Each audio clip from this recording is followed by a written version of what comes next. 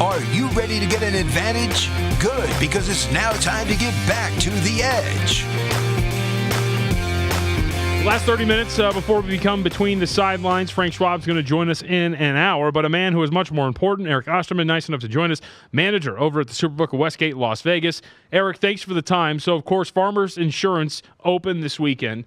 We know that Tiger Woods making his 2019 debut. We know how popular Tiger Woods is in terms of a betting handle perspective. How much will this kind of bump up over at Torrey Pines, considering now that we know Tiger will play this weekend? Well, it's just like you said, Tiger is always the one that drives the needle for golf handle. We've already seen twice as much money come in on this tournament as we did for either of the Hawaii tournaments. Yeah. So it really makes a huge difference when he's playing. Do you have any Tiger props up, Eric? Have you? I know Jeff Sherman's been busy working on props, but have you guys managed, aside from matchups, put up any Tiger props for this event? We don't have any up for this one. Like you said, they're working on Super Bowl props. We will have some golf props going in with our Super Bowl stuff, but we both kind of want to see what Tiger is going to show up to these tournaments. You know, we haven't seen him since the Hero, and he really didn't look good in that tournament. So We're kind of curious to see where he's going to be at. But we'll start doing some of that stuff down the road, I'm sure. All right, so Tiger's at 16-1. In a matchup, he opened at your place as a plus 105 underdog against Rory McIlroy. What do you expect from Tiger this weekend? Or if he makes the weekend. Right, exactly. Right. Personally, I'm not expecting a whole lot from him. I know he said that he was looking to start lifting again in his off season. It doesn't really bode well. A lot of us remember what happened last time Tiger decided to bulk up, and he's just rusty. I mean, I know he has a great history on this course, so he'll probably make the cut. But I'm expecting middle of the pack if he makes a weekend, 30th, 40th, something like that. Eric, when you look at the Farmers Insurance Open at Torrey Pines, there's a lot of course history to go off when you handicap this, and Tiger's a guy who's had a lot of success on this course. How much weight do you put on that when you handicap an event like this, or odds make an event like this? And also, what other players have such a strong course history that you think it's undeniable? Yeah, no question. You have to take this kind of thing in, and it's different for certain courses. But if you look at Torrey Pines, this is one of the strongest horses for courses course. Like you said, Tiger opened up plus 105 against McIlroy. That price has actually gone up. McIlroy now $1.40 favorite. Okay. But you see this a lot. Like one good one, for example, this week is Charles. He's got a really good history here, and he's been playing well. So in a course with a field with some of the best players in the world, Charles Howell is at 25-1, where if this were at another course, he would definitely be higher, in the 40-50 range. Charles Howell last year shot 69 in the first round and the last round and finished 7 under, 3 strokes off the lead, JVT. Eric, you talk about horses for courses. For those listening or watching and who want to get the profile of a golfer who would benefit from this type of a layout, what golfer is that they should be looking for? This course benefits, especially the South course. They do play the North course before the weekend, but the South course in particular, you have to be a good driver. You look at Tiger Woods back in the day, he would just blitz these courses with his distance. And, when he ended up in the fairway, he was probably going to make birdie. Seen that with the past champions here, like Jason Day. An outlier for that would be Brandt Snedeker. He's won here twice. He's not particularly long, but when he's on, he finds a lot of fairways. So you really have to drive the ball straight, get the ball to hold on the greens so you can make some putts. Follow Eric on Twitter at ebets91, Westgate Sportsbook Manager. And Eric, we're looking at your Twitter photo right now. JVT was trying to simulate it. Is that a new car you're standing by, or what's the deal there? Yeah, that's a little bit of a dream car for me. That's not mine, but I thought I'd take advantage of it while I could. Oh, it's not your car. Okay. No, it's not. Just to clarify for everyone, I'm not driving an R8 around, but one day we'll see what happens. The sunglasses are yours at least, right?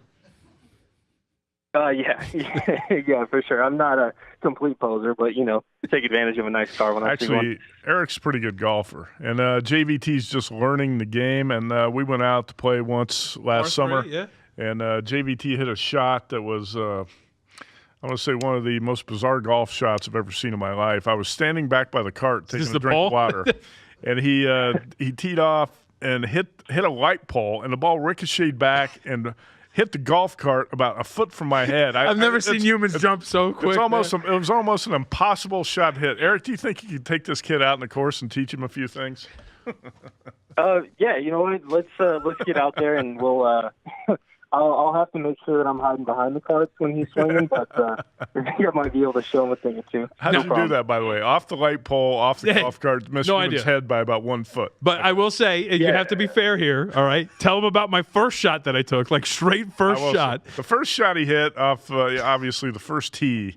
I mean, on the green, it looked like it might even be an ace for a minute. Like high arcing, beautiful shot. I was like, holy, this kid might actually know how to play. And then that was by far the best shot he hit all day. It was all downhill from there. I don't know how you managed to hit your best shot. Don't tell me you three-putted from there. Don't tell me you three-putted after hitting it on the green. I think you parred it. No, I think I parred. Yeah, I think I parred that one. Okay. All right, so there's nothing worse.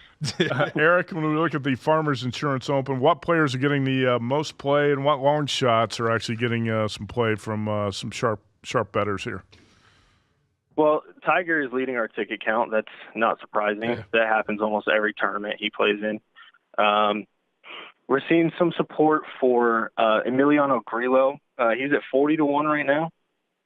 He's one of those guys that's going to hit the ball straight. It's just a matter of he can get the putter going. And then seeing a little bit on Siwoo Kim. He's at 80-1, and he's another one of those that he's long and he's straight. If he's got his iron game going, then he's going to be, he's going to be there come the weekend. Some guys that I look at, one that sticks out to me is Luke List. I've been on him for a good majority of last year. He's at 60-1. He's a huge hitter, top 10 in driving distance. If he can hit the ball in the fairway a little bit, then that's going to be my dark horse play for this one. Hey, Eric, if people are out there looking for matchups too, what are a couple of the golfers that you would recommend to stay absolutely away from or maybe even play against and fade them? Well, this one is interesting. I'm looking to play against Rickie Fowler this week. A lot of people might be surprised to hear that because he's, one of the top players. But he's actually missed the cut here the last 3 years. So that doesn't look well. And also, he's changing golf balls. Rickie's played the same golf ball since he came out on tour.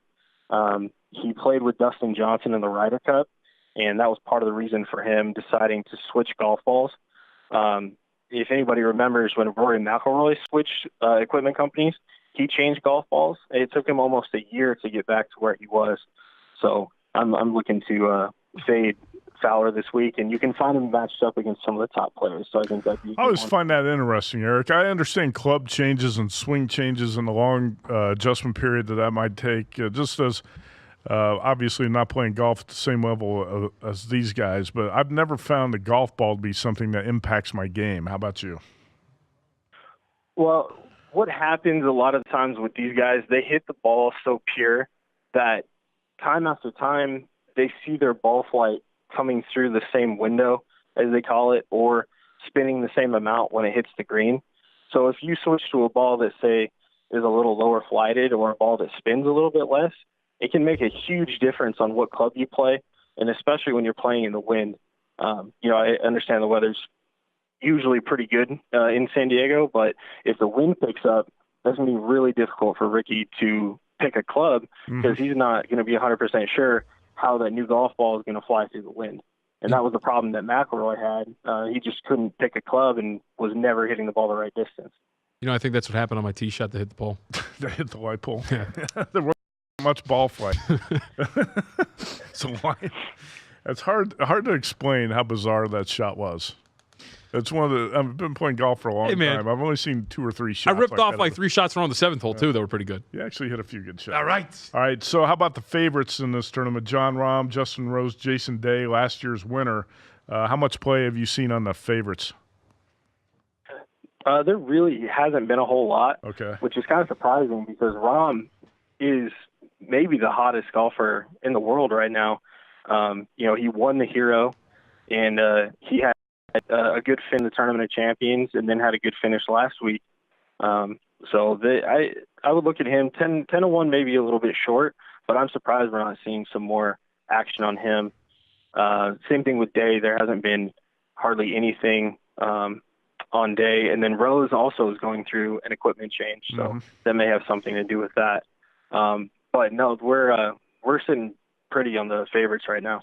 Eric, I came into the season saying I was going to play Xander Schauffele in every tournament until he won, and then he won the first tournament. So I haven't played him since. Should I play him this week at 18-1? I played Mark Leishman 18-1, Tony Finau at 18, Patrick Cantlay at 25-1, and Gary Woodland at 25. What do you think of Schauffele? Because he's had success on this course, and he's a former San Diego State player.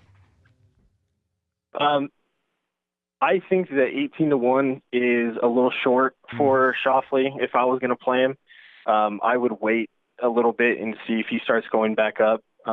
Maybe a bit of an overreaction from his recent success is why he's so low.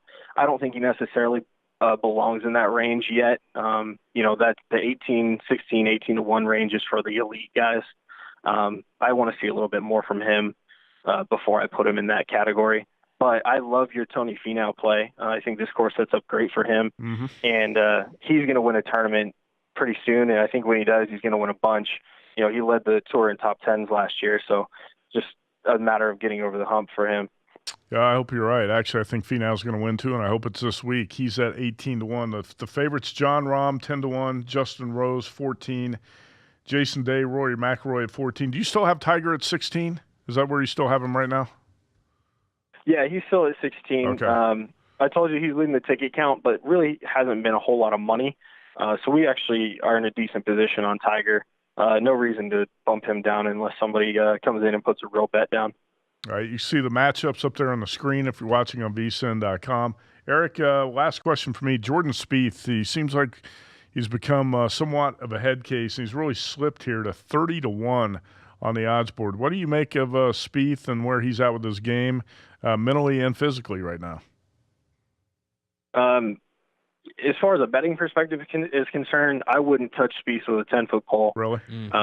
Yeah, I mean, his putting is awful right now, and that was the only reason why he was winning so many tournaments when he was. But the putter is something that could get hot out of nowhere. I don't want to be fading Spieth in a matchup.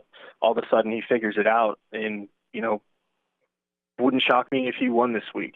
But I don't think he will, and I agree with what you said. He's a bit of a head case. So as far as the betting is concerned, I'm staying away from him. It's Eric Osterman. You can follow him on Twitter at ebets91, Westgate Sportsbook Manager. Thanks for the time, man. Appreciate it. Thanks for having me on, guys. You got it. Anytime. All right. Take a break. Come back. We do have the Bankroll Challenge. You said you had a question or something, a tweet to look at as we get to the Bankroll Twitter Challenge. question for you from a listener. I think it's a pretty good question, too. Okay. All right. We'll get to that next here on The Edge. It's The Edge, broadcasting exclusively on the Vegas Stats and Information Network. Listen to the show on SiriusXM Channel 204 or watch at vsin.com.